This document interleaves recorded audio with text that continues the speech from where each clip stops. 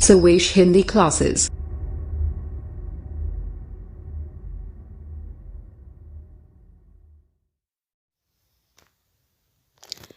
Hello नमस्कार दोस्तों, कैसे हैं आप लोग। भाई स्वागत है आप सभी लोगों का हमारे YouTube channel service Hindi and GK classes में। जैसा कि आप लोगों ने देखा कि पिछली कक्षा में हमने पढ़ा था हड़प्पा सभ्यता के विषय में, और आज हम लोग जानेंगे मेसोपोटामिया सभ्यता के विषय में। आपकी स्क्रीन पर हमारा पहला प्रश्न, मेसोपोटामिया सभ्यता का समय क्या है। जी हाँ, तो मेसोपोटामिया सभ्यता का समय है लगभग 5000 ईसा पूर्व से लेकर के 2000 ईसा पूर्व तक। कब से कब तक का? 5000 से लेकर के 2000 ईसा पूर्व तक का समय है मेसोपोटामिया सभ्यता का। अगला प्रश्न है, मेसोपोटामिया सभ्यता कहाँ विकसित हुई। जी हाँ, तो मेसोपोटामिया सभ्यता विकसित हुई दजला एवं फरात नदी के किनारे। कहाँ पर विकसित हुई?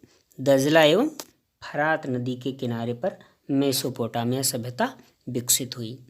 अगला प्रश्न है, मेसोपोटामिया सभ्यता के देवता कहाँ निवास करते थे।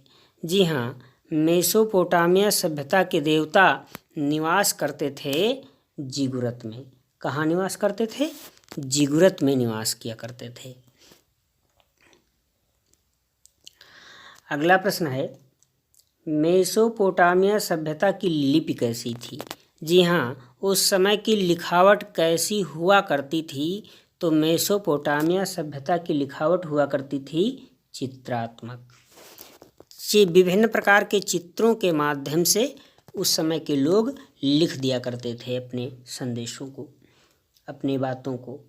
अगला प्रश्न, मिस्र सभ्यता को किस नदी का वरदान कहते हैं। जी हाँ, मिस्र सभ्यता को नील नदी का वरदान कहते हैं। किस नदी का वरदान कहते हैं? नील नदी का। अगला प्रश्न है, मिस्र के लोग शवों पर किस पदार्थ का लेप करते थे।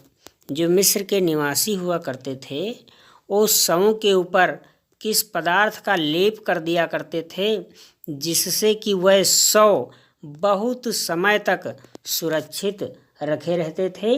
तो पदार्थ था नाइट्रोन। कौन सा पदार्थ होता था? नाइट्रोन पदार्थ होता था, जिसका लेप जो है शवों के ऊपर कर दिया करते थे। अगला प्रश्न है, विशेष प्रकार का मसाला लगाकर सुरक्षित रखे गए शवों को क्या कहते हैं। तो विशेष प्रकार का मसाला लगाकर सुरक्षित रखे गए शवों को कहते हैं ममी। क्या कहते हैं? ममी।